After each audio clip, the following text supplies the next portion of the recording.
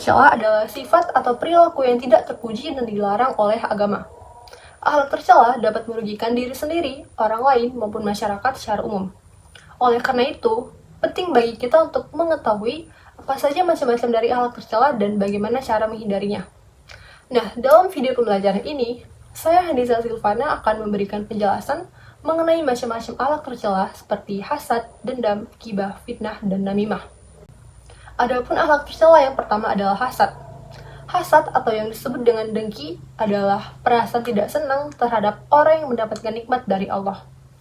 Orang yang memiliki sifat hasad ini, ia selalu iri hati jika melihat orang lain itu hidup senang. Mereka merasa bahwa yang berhak memiliki segala sesuatu itu hanyalah dirinya sendiri. Adapun contoh dari perilaku hasad adalah iblis dengki kepada Nabi Adam karena Nabi Adam diciptakan oleh Allah sebagai makhluk yang terhormat. Iblis merasa iri hati melihat malaikat bersujud menghormati Nabi Adam. Karena sifat dengki yang sudah melekat pada dirinya, iblis tidak mau menghormati Nabi Adam, walaupun itu merupakan perintah dari Allah. Oleh sebab itu, iblis dikutuk oleh Allah. Adapun ciri-ciri dari perilaku hasad adalah yang pertama, adanya kebencian dan permusuhan. Yang kedua, adanya perasaan takabur. Dan yang ketiga, selalu ingin menonjol dalam segala hal. Adapun dampak negatif hasad dalam kehidupan sehari-hari yaitu yang pertama, bagi diri sendiri, adalah menimbulkan perasaan tidak tenang, merusak amal kebaikan, memiliki banyak musuh, dan menyita waktu dengan mengisi hal yang kurang bermanfaat. Adapun bagi orang lain yaitu akan menimbulkan permusuhan ataupun renggangnya persaudaraan, munculnya rasa dendam antar masyarakat, dan timbul tipu daya yang buruk terhadap sesama manusia. Adapun upaya menghindarinya yaitu kita haruslah senantiasa bersyukur terhadap nikmat yang telah diberikan oleh Allah, mengembangkan sifat qanaah, dan memohon dijauhkan dari sifat hasad. Lalu, akhlak tercela yang kedua adalah dendam. Dendam adalah kemauan yang keras dari seseorang ataupun kelompok untuk membalas kejahatan dari seseorang ataupun kelompok lain. Allah sangat membenci orang yang pendendam dan menyerukan agar saling memaafkan. Sebagai contoh, ketika Rasulullah akan dibunuh oleh Suraqah, dan kemudian beliau punya kesempatan untuk membalasnya, beliau tidak melakukannya, tetapi beliau malah memaafkannya. Adapun ciri-ciri dari seseorang yang mempunyai sikap pendendam dalam dirinya ialah memiliki emosi yang tinggi dan mudah tersinggung, suka mengancam terhadap orang yang telah menyebabkan kecewa, dan tidak mudah memaafkan.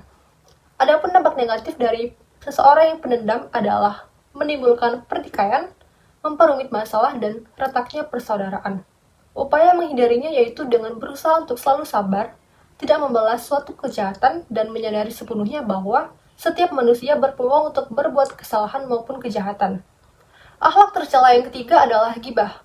Ghibah artinya mengumpat atau menggunjing, yaitu perbuatan ataupun tindakan yang dilakukan untuk membicarakan aib orang lain.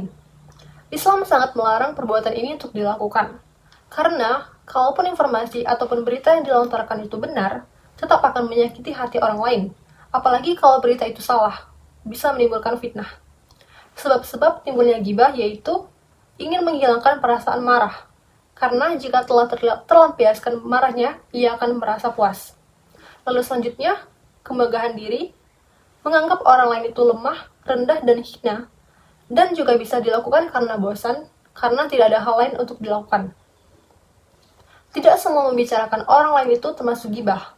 Ada perilaku yang dilakukan demi kebaikan bersama, misalnya menjelaskan keburukan ahli maksiat dan ahli bid'ah agar masyarakat Islam selamat dari keburukannya. Adapun upaya menghindari perilaku ghibah adalah dengan menjaga lisan, beristighfar, dan mengingat akan pedihnya azab dari ghibah tersebut. Akhlak tercela yang keempat adalah fitnah. Fitnah artinya perkataan yang bermaksud menjelekkan orang seperti menjatuhkan nama baik orang yang difitnah dan merugikan kehormatan orang lain. Dalam firman Allah, Quran Surah Al-Baqarah ayat 191 yang berbunyi, "Wal fitnatu asyaddu minal qatl", yang artinya, sedangkan fitnah lebih besar ataupun bahayanya daripada pembunuhan.